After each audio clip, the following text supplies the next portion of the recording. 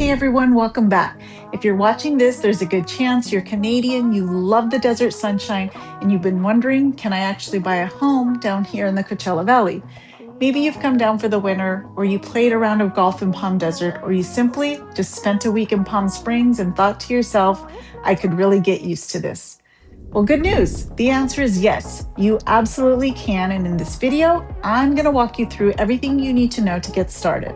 I'm Errikka Paiz with the Errikka Paiz Real Estate Group here in Coachella Valley, and I specialize in helping Canadians and international buyers navigate the U.S. real estate process. So let's get right into it. First, let's talk about why so many Canadians are buying here. The Coachella Valley covers over 11 cities. The most popular are Palm Springs, Palm Desert, La Quinta, Rancho Mirage, Indian Wells, Indio, Desert Hot Springs, and Cathedral City. And it's honestly one of the most popular second home destinations in the entire United States. We've got over 300 days of sunshine a year, world-class golf, incredible restaurants, and you're about 2 hours from Los Angeles and just minutes from the Palm Springs International Airport, which does have direct flights from several Canadian cities. So you can literally hop on a plane on Friday morning and be sitting by poolside Friday afternoon. The community here is also very welcoming to Canadians. In fact, it's estimated that a significant percentage of second homes in the Valley are already owned by Canadians, so you're definitely not alone. We actually call it Snowbird season when the Valley fills up between November and April. It's a whole vibe. Okay, so the big question, what do you actually need to buy property in the US as a Canadian? Let's break it down.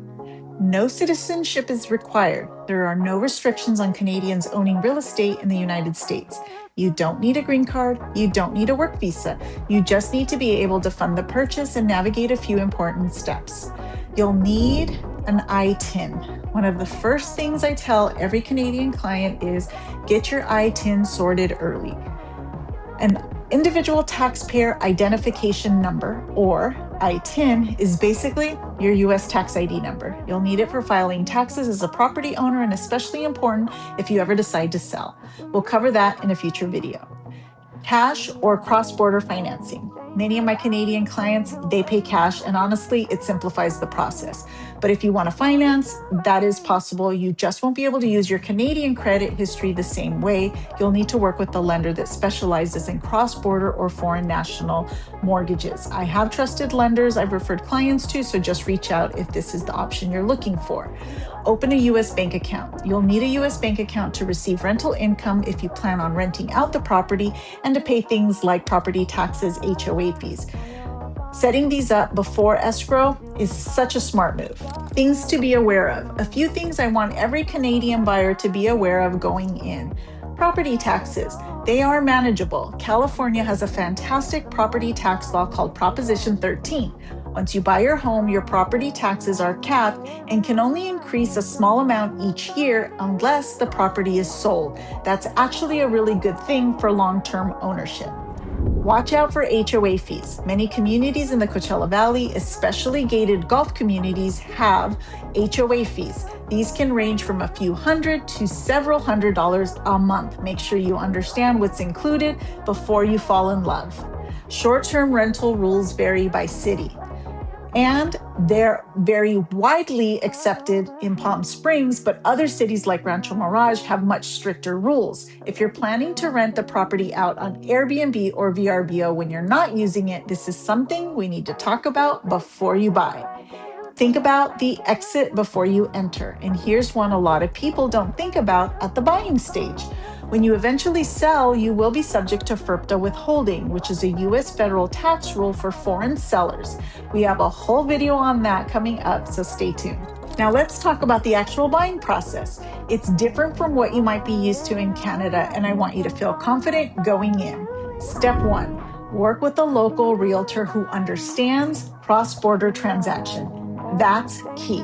The Coachella Valley market is very specific. You need someone who knows the neighborhoods, the HOA communities, the land lease, the short-term rental rules by city, and the quirks of the California escrow process. More on escrow in a future episode, but just know it works differently than it does in Canada. Step number 2, Get your finances in order. Whether you're paying cash or getting a loan, you want to have your proof of funds or pre-approval ready before you start making offers. Sellers here expect that. Step 3, make an offer. Here in California, we use a standardized purchase contract. Once it's accepted, you're officially in escrow, and that's where a neutral third party, the escrow company, holds all the funds and manages the dues and the paperwork until closing. Step 4, due diligence period.